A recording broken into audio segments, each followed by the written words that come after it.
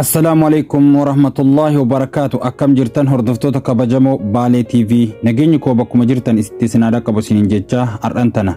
Baaleen TV qophii fayyaa irratti xiyyeeffatee wantoota ilma namaatiif faayidaa qaban kan isiniif dhiyeessu ta'a. Hammadhuma qophii keenyatti nu hordofaan affeerra keenya.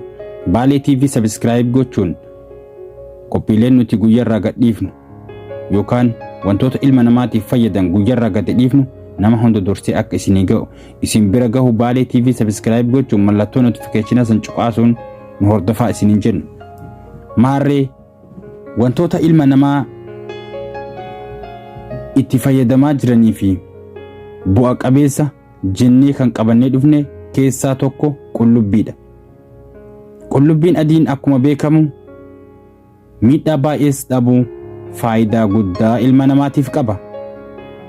Faayidaa qullubbii adii waliin ilaallaa hammadhumaatti nu hordofaa. Qullubbiin adiin faayidaan isaa dhibee kintaarotii, dhiitoo fi dhullaaf, qulqullina hirribaaf, dafanii dulloomuun hir'isa, miira dhukkubbii ilkaaniin hir'isa, dhiibbaan dhiigaa fi hammi sukkaaraa qaama keenyaa akka ol hin kaane ittisuuf, carraa dhukkuboota ujummoolee dhiigaa yookaan dhiphachuu ujummoolee dhiigaa, itita dhiigaa fi onnee ni ittisa. Hamma kolestiroolii qaama keenyaa ni to'ata.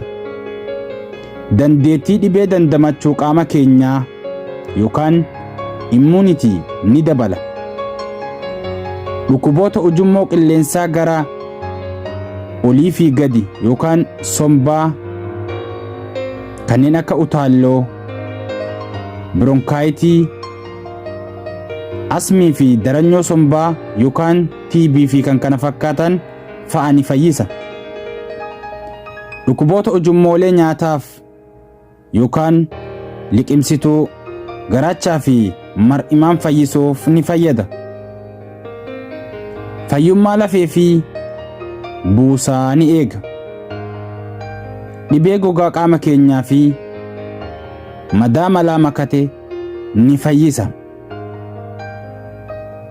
Fedhii nyaataa yookaan appitaayitii akka banamuu fi nyaanni akka sirriitti daakamuuf ni gargaara.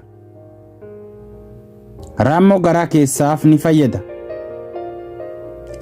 Dhibee kaansarii garagaraa fi dhibee kaansarii garagaraa fakkeenyaaf kaansarii harmaa, hadhooftuu, mar'imaanii fi munnee piroosteetii fi kan kana fakkaatan ni ittisa.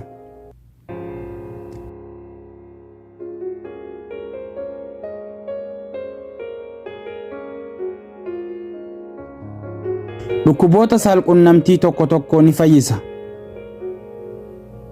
Dhibee ijaa sababa umriin dhufu kan kaataraaktii jedhamu ni fayyisa. Pirootiinii dhumaatii rifeensa mataa ittisuu danda'u of keessaa qaba.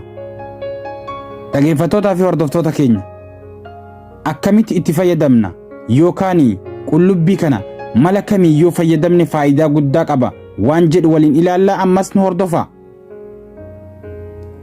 Akkamitti akka fayyadamnu tokkoffaa nyaata keessatti dabaluun, aananii wajjin danfisuun, jiraa isaa alanshuun, hunda caalaa ammoo paawudarii yookaan daakuun yoo fayyadamne bareedaadha. Guyyatti namni tokko giraama 80 hanga 100 fayyadamuu qaba. Hubachiisa. Asirratti namoonni waan kana fayyadamuu hin qabne yookaan qullubbii kana akka hin fayyadamne dhorkaman dubartii ulfa qabdu fayyadamuu hin qabdu. Haati harma hoosiftu fayyadamuu hin qabdu. Namni rakkinni yookaan namni rakkina qaamni isaa dhiiguu qabu hin fayyadamu. Ijoolleen daa'imnis akkasuma. Namni madaa garaachaa qabus hin fayyadamu. Dhaggeeffattootaa fi hordoftoota keenya qophiin har'aaf qabannee dhufne kana fakkaata. Hamma qophii biraatiin walitti deebinutti nagaatti isiniin jedha. Turtii gaarii.